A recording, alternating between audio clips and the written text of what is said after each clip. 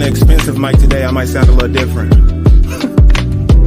Hey, I wrote this shit for Ronnie, just know I'm here for you, brother. Reminiscing on them days when I shed a tear for you, brother. Know the toughest days you've been through are in the rear for you, brother. God moves on his own time, and he made it clear to you, brother. See the finish line. I visualize realities I wanted, then invented mine. It ain't how you start, it's how you finish. Word to the scrimmage line. Luckily, my hustle is my passion. This shit intertwined. Damn, I just had to make a quick dash for some water. I was like, holy shit, I don't got a drink. that was a quick one. I was looking at you when you were in the seat. I was like, is he gonna make it in time or is he gonna be good? He slid into home plate. Good. Oh man, oh man. We still got some. Yeah. But just playing with you, man. But we're back. What an intro into I think it's like episode number 8 since we did like the rebrand of Coach's Corner podcast, and got a homie on today, Edgar. Edgar is somebody a little bit different than the typical guests that we have on. But I think he has a really, really, really cool story, just kind of like implemented a lot of shit that a lot of us are interested in, and a lot of like stuff that coaches like actively teach about and stuff like that. But anyways, man, Edgar, stoked to have you on, man. Thank you. Man, it's a pleasure for me to be here, honestly. As soon as you reach out to me and I said, wait, I don't care about what's the idea. It's Mike. I'm in. Hell it's yeah. Mike, I'm in. And not just because of a name. I know what you're about. So definitely I try to always support any type of movement that I feel identify myself with. So it's a pleasure to be here, man. I like it. But cool, yeah, no, we'll dive right into it. Like, let's talk about like a little bit, like, you know, what you currently like do, you know, like who you are as like kind of like Edgar, you know, the human. He said the human. I like it. Man, so Edgar Martinez, for those, that's usually MC Edgar is my name on social media. I'm a trader, full-time Forex trader. I have been full-time for about a year and a month now, I would say. So consistently, you know, we're drawing money out of that that monster that Forex is, that market. I'm also a Forex coach. Some people call me a mentor, some people call me a coach, some people call me educator. I see myself more as a Forex coach, even though my main purpose when I'm coaching somebody in the Forex market is not, it's like 20% Forex and the rest is just developing that personality, that, you know, the qualities in all my students that require you to be able to excel in a market like Forex. So Boom. Basically that's what I do right now, man. And that's why you're here, because you know, like that's what I've really like freaking identified, you know, is like you just like tapped into a whole nother world that I don't see out of like traders, you know. And it's a lot of like what me and Mike are like super passionate about, and like, you know, a lot of our coaches like I said talk about and all that type of stuff. But real quick, like backtrack, you know, like 2 years ago, obviously, you know, working a job, kind of like being introduced into like Forex stuff like that, you know, like what was life like back then? So I worked since I was able to work legally back home in Puerto Rico. I've been working in restaurants my whole life. So my background is hospitality industry, you know, and I was really passionate about it. Like I was really good at it. And I loved it, honestly. But there was one point in time I met a person that he asked me a lot of really deep questions, which at that time I wasn't mature enough to understand the bigger picture of those questions. But at that point, I identified that I have visions, and I had a dream life, you know. And when I started taking jobs, I saw outside of Puerto Rico, I saw it was the same everywhere, you know. Hospitality industry, you work a whole lot of hours, you don't really get paid that much. There's a lot of alcohol and drugs around that industry. Most people just live day by day, man. And I literally remember when I started working and when I hand my gloves in the industry, and it all goes like super fast, you know. Like I started, and then one day I woke up and I was like quitting the industry, And I was like, wow, that was 10 years. So that was 10 years right there. So I started 5 years in the back of the house. I say that my drive to start aiming for a better life started actually in the industry. I was a cook at the beginning for the first 5 years, and one day I used to work in a very, very, very high-end restaurant. So we were all into the Michelin star restaurants and stuff like that. So the chef that I used to work at was the only Puerto Rican chef currently living that had multiple Michelin stars. So we were on a pretty high level. You know, everybody was getting paid decent. You get to meet nice people. And one server came to me one day and he said, "Yo, what's your position right here?" And I said, "I'm a first cook." And he said, "And that means?" I'm like, goes chef, sous chef, chef de partie, and then I'm like the leader cook. "And how much you get paid?" And I was like, $12. "How much you make a week?" And I said, like 500. If I do overtime, then I go to 600, but he's like, he told me, if you decide to do something that pays you for how good you are instead of a salary, you're going to have so many opportunities. And I said, "What you mean?" And he said, "I was a cook too, and I was good at it. But when somebody did to me what I'm about to do to you, it just exploded all the ideas." And he showed me a pay stub, bro. We used to get paid weekly. And he said, you say you get paid how much? Working how many hours? And I said 40 to 50 hours, about $500 to $600 a week. But when I opened that pay stub, man, this guy made $2,500 in 5 days and only worked 23 hours. And that day, it was a positive thing, but at that moment, man, I got like so like, okay, oh my God, what am I doing? Like, what am I even here? And I started asking all these questions. And I said, this guy just made $2,100 in 5 days, working 23 hours. And I'm here like busting my ass for $500. I was at a point that I had to decide whether if I fix my car or I pay my bills. And if if I fix my car, I will be backed up in the bills for probably like 2 months. So that moment for me was like, okay, I gotta change. I gotta make something, And I switched to front of the house. The chef held me back for like 3 months, but he understood my reasons, and I started working in the front of the house.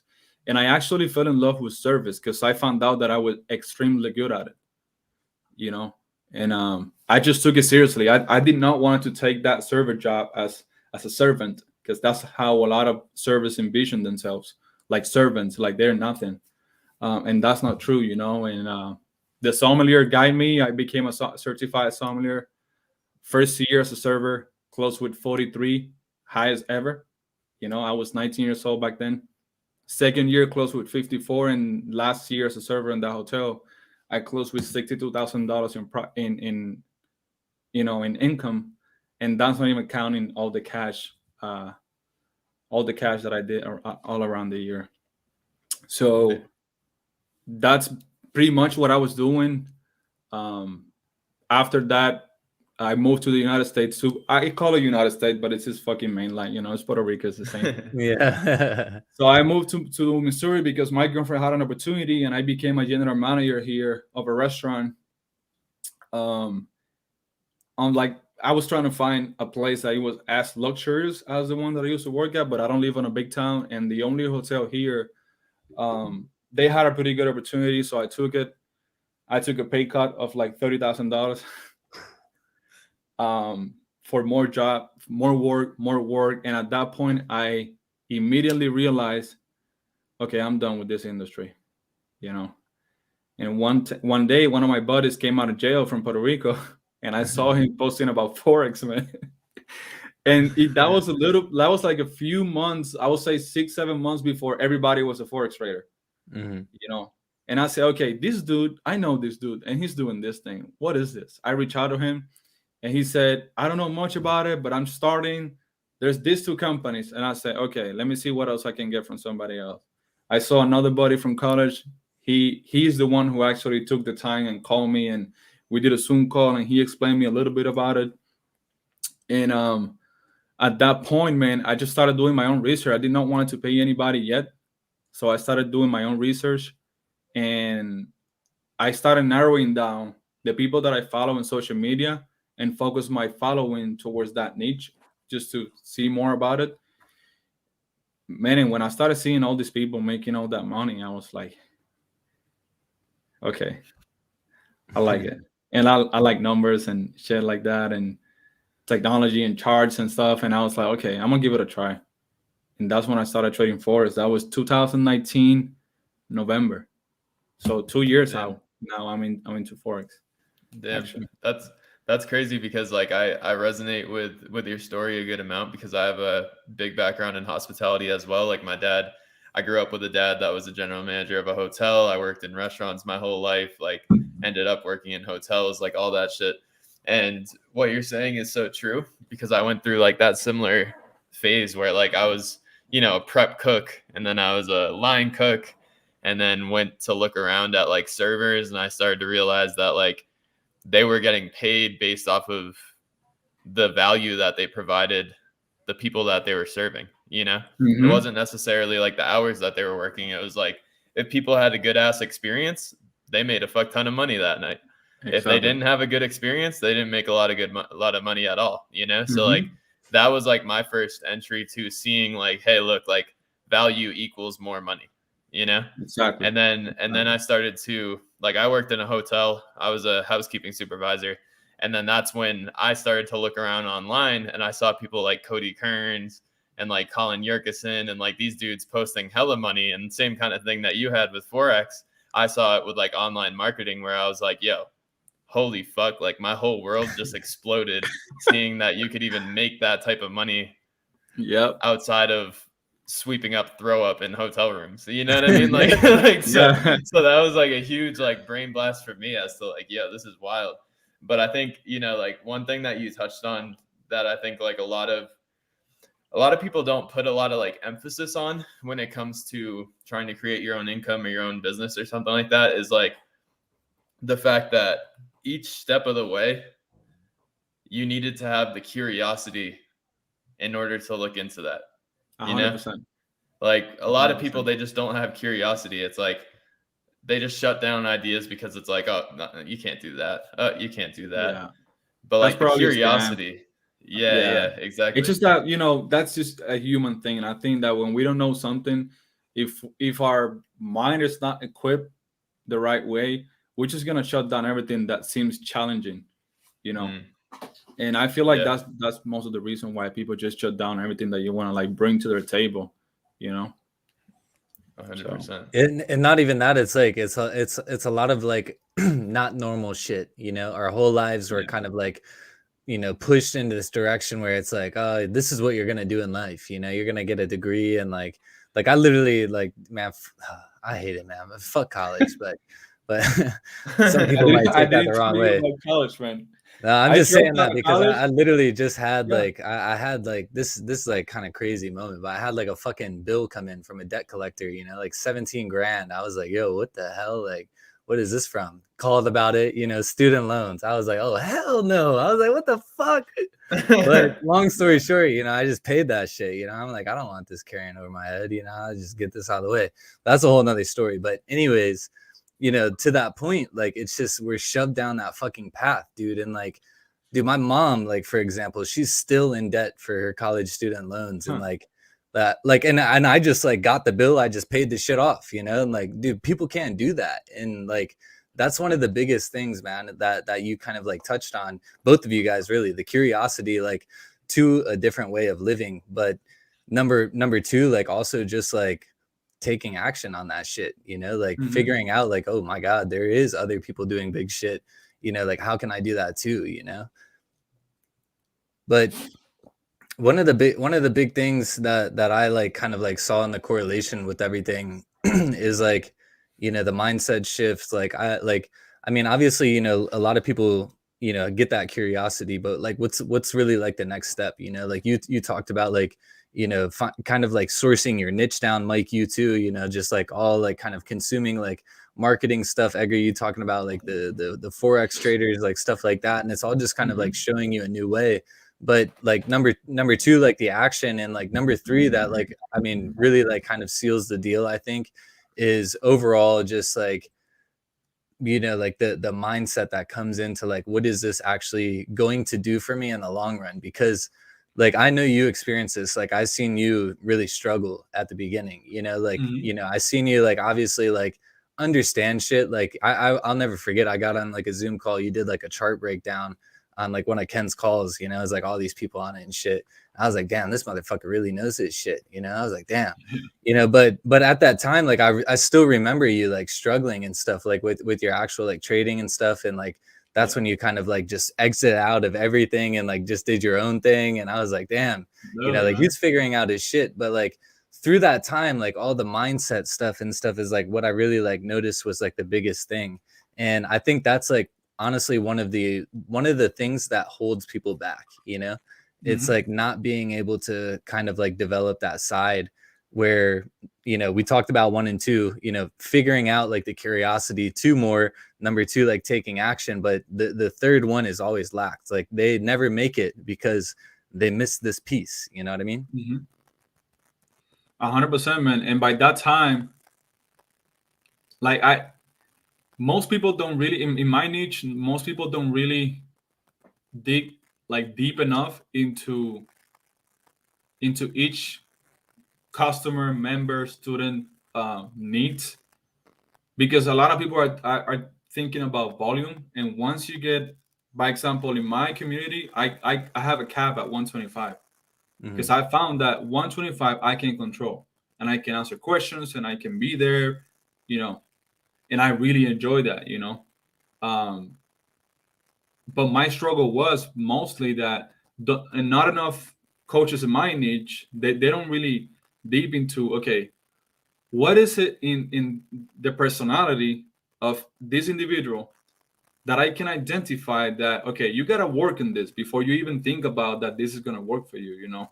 And I was surrounded by a group of people that the only good thing they had was Forex. There was nothing else that I can grasp from them, you know. And I was tapping into a very, I think a good word, very uncertain world, you know, because when you're dealing with trading, you are tapping into emotions that are not normal. I see it like seeing your house on fire and you gotta remain calm and you just chill. You know, it's gonna rain a little bit. It'll be cool, you know. And at that point, man, there was a lot of times in which my analysis, and I'm talking, this was like me 5 months into trading. My analysis were playing out back to back, but my decision making and my emotion control was eating my money alive, man. And I decided that, and also I was surrounded by people that, which is another stage of my growth, that I had to make a decision, you know, on removing everybody around me and just focusing on me. I was surrounded by people that, because I was the newest, every time I would say something, I would be shut down. And eventually, over time, that compounded into me not trusting myself on anything. Because if I think it's gonna go this way, you tell me, nah, why would you think? And then it will go my way. And I was like, okay, what am I doing wrong here? You know what I'm saying? So I removed everybody from my circle, and I just literally, because I got into a deep depression, with self-doubt. I felt lost at that point. I was like, I tapped into this world, and then there was a lot of people scamming that were coming out in the industry. And I, at some point, since I wasn't getting results, I thought like, is this industry even like real? You know, did I drop something that I was really good at to chase something that is not real? You know? And man, I think that eventually the domino effect of you staying focused and understanding that all those thoughts are coming based on fear and insecurity and doubt, I completely stopped studying Forex and started studying myself, you know. And I had like I used to follow like 2,000 people on social media for no reason. I clean my social media. I think I only follow like maybe 190 people now or 200 people, and I would say like 150 of those are family members, um, friends that I still have a relationship with them, and some of them I still have on mute because I don't care about their posts. I just want to have communication with them, and I don't Yeah. want them to mess up my algorithm. But one day, something that really like it was like a trampoline for me. I started following this guy called Jared Adams. Mm. He's a huge, entrepreneur, coach, investor, you name it. And he was showing his house, and I saw a book, and he was talking about the book, which is the Daily Stoic, Mm. right? And then I literally see that book, and something made me like stop the video and zoom in, and oh, that looks fun. 2 days after, I see you that you read that book. Next, I didn't even ask you. Next day, I bought it. You know, I bought it and I got it. And then I just started studying philosophy. I started studying the Bible. Started reading about Buddhism. Um, man, so many things that are just like self development focused. And I will say that that was the thing that really helped me come out of that depression that I was in, find my purpose, understand that I have the power to make those things come true because it's all up to me. And then you motivated me without even telling me like directly to do the 75 hard, you know. And the momentum that the 75 hard gave to my life, man, that's when everything completely changed. In general, like financial, how I feel about myself, the way I eat, the people I hang around with, how I manage my time, who I talk to, who I listen to, who I don't listen to. And man, honestly, that's when I hit my first 5-figure trade, you know. And then I had a lot of days like 5 figures back to back to back to back. And I was like, what the fuck is going on, man? Literally, in that week, bro, it gave me chills still. I just sat down on the sofa and I just started crying that weekend, last 2 weekends ago, because in that same sofa, I used to cry when I was blowing accounts and having, yeah, like having all the insecurities and just sometimes like bench watching TV, depressed for 16 hours in one day, going to bed at 4 a.m., knowing that I need to be up by 6. And man, it's just incredible what you committing to yourself, not to nobody, not to no results, not to no company.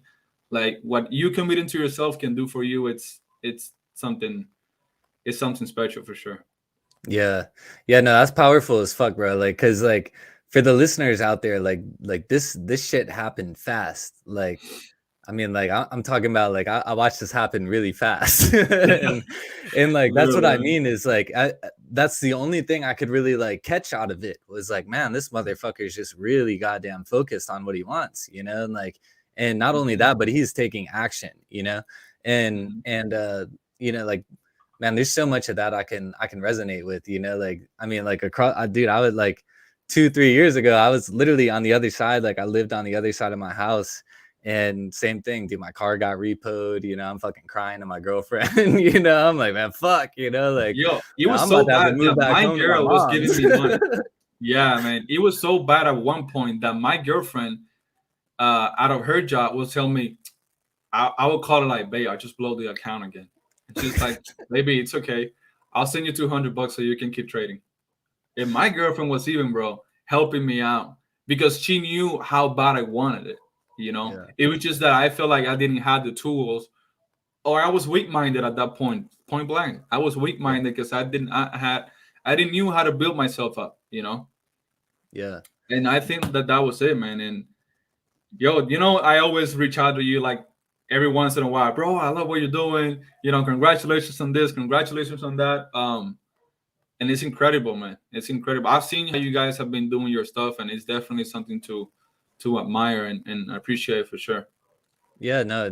I mean, it's a pleasure, and like, I mean, at the same time, it's all because of this. It's like, it's being surrounded with like the same people that are like just, you know, in that same mindset. And like that's kind of the thing, you know, like is like, you know, people don't really realize that is like, you know, like for the longest, like someone said this not too long ago to me, and it was like, man, like, you know, the professionals, you know, like the Kobe's, you know, the Michael Jordans, like these types of people are the same people we are, you know, like number 100%. one, they just show up every fucking day and they do the actions, and number two, like they just like they have the coaches, you know, they have the mindset, like they have these external things, you know.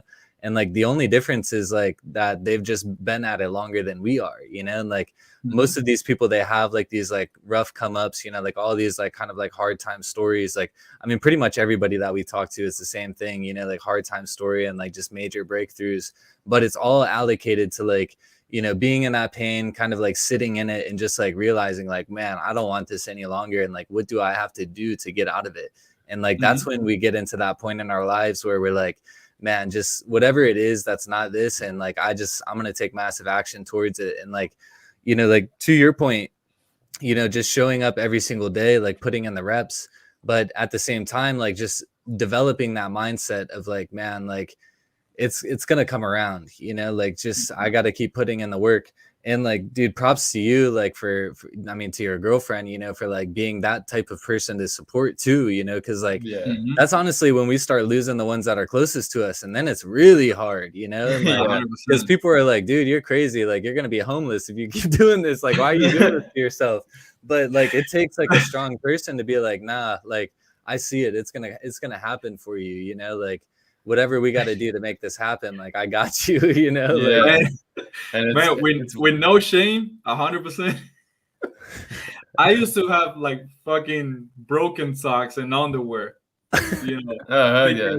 Literally, man, my paycheck, I had like 570 something that was like free money, you know, like after bills, and I was not a savings type of guy, you know. So I would take every single penny. You know, I'll leave like 200 for us to go out or extra expenses or something, and I will take the rest 300 to Forex. For a whole year, I did not buy me a shirt, jeans, pants. Every time I traveled to Puerto Rico to see my kid, it was all credit cards because I had no money. But for me, I was like, I know I'm gonna make it happen, and I'm gonna be able to pay this money like this. So I'd rather get in debt than be an absent father in the days that really matter, you know. Yeah. Because we talk on camera, you know. I have my kiddo back in Puerto Rico, and we talk on camera almost every day, you know. But I made him a promise when I left that I was never gonna miss a birthday ever, ever, ever, you know. And every winter, let me get that Amex, baby, and I'll swipe it, and I'll swipe it, and I'll swipe it. And I was blowing accounts while my American Express was like going up and up and up and up and up, you know. And mine, I was almost in debt, almost $100,000. Like it was not easy, bro. I'm telling you, like shit was stressful. But that and I felt like that was something, you know. I have a mentor in life. He's not a trader. He's retired. He's been retired for like 20 years. And I met this person in the industry, in the hospitality industry, right? Which I'm pretty sure you have people like this, Mike. I'm a true believer that no matter where you were back in 10 years ago, 5 years ago, every single person that you met, they play a role in who you are today. By example, if that server would have never shown me his pay stub, I would still would be a fucking cook. Probably. Because I cannot tell you, oh, what I know now, I would have done this back then. Yeah, but guess what? Fuck. You didn't know no shit back then. You didn't know shit back then. If not, you wouldn't know we're talking right now, you know? That same restaurant, when I changed to front of the house, I met my mentor serving him. You know? And this guy invited me on a boat. We met. We started talking live. Then we did. The hurricane came to Puerto Rico. I lost everything. He called me and he said, I'm going to be in Puerto Rico in a month. I'm going to meet you over there. And bro, he furnished my entire apartment. I got a new apartment and he furnished everything for me. Literally. Damn. You know, and after that, Every time I need an advice, he's the person I call. And I don't bother him too much because he's living life. He already did the job, you know. But when I started seeing money, Mike, I don't know if this happens to you as well.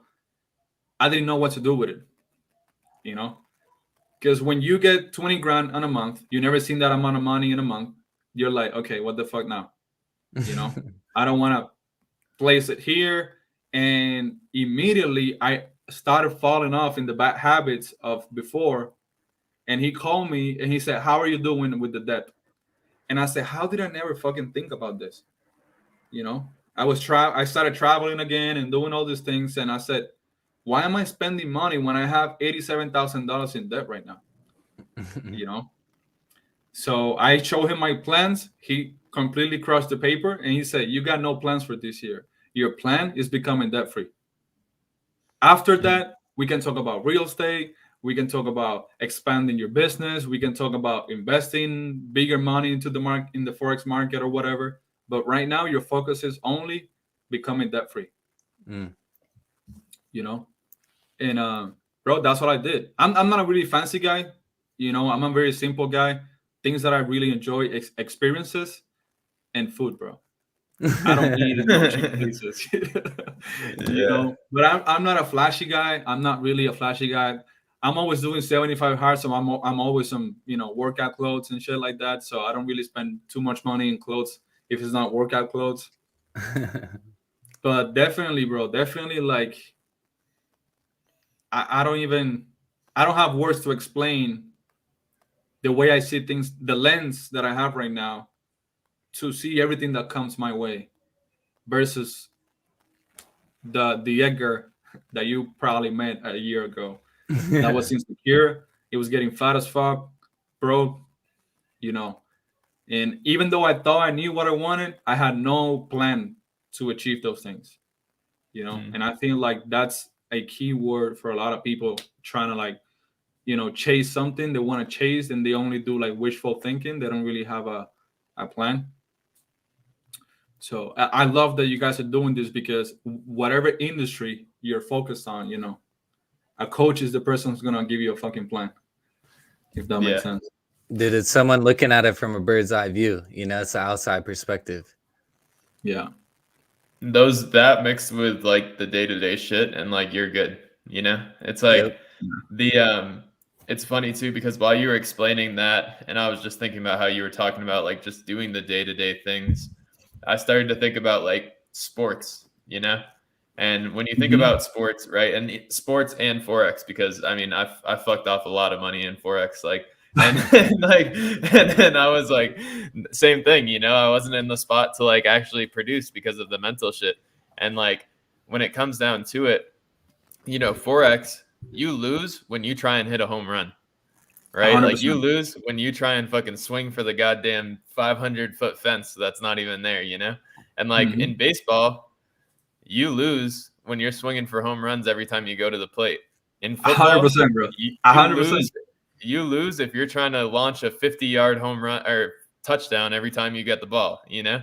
So like when you think about it in sports and Forex and all these other things, you think about like every time you try and fast track or skip the important steps. Like I think about the Patriots, right? Like I'm a football fan, so like the Patriots, right? Like Tom Brady just fucking threw 5-yard passes all the way to 7 fucking championships, 6 championships, whatever he has now. He literally threw 5-yard passes the whole way there. Like this dude was not cranking 75-yard touchdowns every time he got the ball, you know? And like we live in a generation that thinks because of what we see on the internet, we can swing for the fences and make it overnight. 100%. You know? Because they see it, they see the touchdown. They don't see everything, all the work that he put towards to be able to make passes like that. And that was his entire fucking career, you know? 100%. And that's definitely that you said there, Mike. I'm going to call you Anderson because I don't want to say Mike being like, what's up? That's a reality of today's culture, man. That's why I identify myself so much with the Live Hard program. Because bro, like it's so fucking realist, you know, like And that happened to me as well. I know it for a fact. When people start telling you, and this, it's, I don't want to like talk to them, nobody, but there's a lot of people out there like telling you, if I can do it, you can do it. Mhm. The same effort that it takes you in Forex to make $10, it takes you to make $10,000. And there's some truth in there. But you are leaving out the most important part of it, is that if you're not ready to lose $5,000, then you're not ready to make $25,000, Mhm. because of the emotion control that it requires you to see $5,000 in drawdown in the worst case scenario of market starting to go in against you. If you don't have the cojones, like we say in Puerto Rico, you're probably gonna end up making mistakes, and those mistakes are gonna end up blowing all your money. And it's the same in business. A lot of people read something and they have an idea and they think it's easy to just put one and two together, and it takes time, man. It takes time, definitely. And I feel like even though if you have the knowledge, you don't have the experience. And there's a big gap between knowledge and experience. And in my case, I had a lot of knowledge, but I had zero fucking experience putting that knowledge into work. And being able to control Edgar with the fluctuations of the trial and error process that everybody has to go through in whatever it is that you're going for. How many things have you guys tried that you thought was a good idea and it ended up not fucking working? yeah. But in Dude. your mind, it was dope, Yeah, In your dude. mind, it was a fucking phenomenal idea. We do this, we do that, bam, baby. And then you found out that that shit went south, Yep. and then Yeah. you gotta go where? Back to the drawing board, Yeah. Yep. and try it again, and try it again, and try it again. And you guys gonna end up, everybody's gonna end up doing something that they're gonna find that formula that actually works, But it's the journey, man. The journey can take a year, can take 2, can take 5, can take 10. It's all gonna depend on the approach that you give the journey and how much you respect the skill. I'm a sommelier. I see everything from wine craft, right? You like football. You probably have a lot of ideas out of football. I see it as wines. I like expensive wine, not just because of the price tag. I can give 3 fucks about the price tag. It's mostly because of the art that it's behind that bottle to make it get to that price tag. Makes sense. Mhm. So if there's a wine that is worth $700 a bottle, you know, it has a price for a reason, right? That wine has to be picked up a specific way, aged for a specific amount of time. That guy cannot say 1 year, you know what? I need some money. I'm gonna sell these bottles right now. No, fuck, you're gonna damage the entire brand by hurting the process of sacrificing quality just because you feel some kind of emotion right now. Mm. You feel me? I never heard that analogy. That's fucking fire. I like that. Yeah. like for real, it takes a lot of fucking work and time to make a good wine. Yeah. And the winemaker doesn't see a fucking penny until that time is done, and sometimes it's 5 years, depending on the regulations and the country that is from. It can be 3, it can be 5, it can be 6, it can be 7, and you did all that work, and you won't see a single penny until 6-7 years. That takes some fucking patience, Oh, But Yeah, and that's what we're people missing jump nowadays, into man. this current culture, like trying to see results like this without even having the experience in the field and jumping Yeah. steps, like you said. Mm. Yeah, that's what we're missing now. Like people got no patience. It's all instant gratification and like, I need this shit now. And like, I mean, that's a good mentality to have, but you also have to have the patience to let life play out. Like, you have to take the actions. You got to show up every day. You got to want the big shit, but at the same time, you got to let it do its thing. And like, people don't really got all that. But yeah, Mike, I know you got a call to hop on, so we'll go ahead and run this one up and chop it from here. But it was a great one, Edgar. Mike, you got any last thoughts? No, dude, it was a pleasure to have you on. Dope conversation. We'll definitely have a part 2 to this because we could have gone for another 30. Yeah, Oh, sure, man. we got a lot of people that we got on part 2 list. Yeah, it's true, for real. I mean, you guys asked pretty good questions, and I feel like I honestly love the idea of letting the conversation flow and not having a preset. You know, it feels natural, and I feel like it's genuine, and Yeah. that's why I love the idea that you guys are making this whole thing. So definitely, Mike, it was a it was a real pleasure to meet you finally. Likewise, brother. Likewise. Anderson. 100%. Yeah. Yeah. No, for Appreciate sure. it, bro. Hell Yeah, yeah. man. Well, it was a good one. We'll do another part 2 here in a couple months maybe, and we'll catch up on how quick, shit fucking changes even more. But anyways, man, it was a pleasure again, and we'll chop it from here. Peace. You got it, man. Yeah, yeah.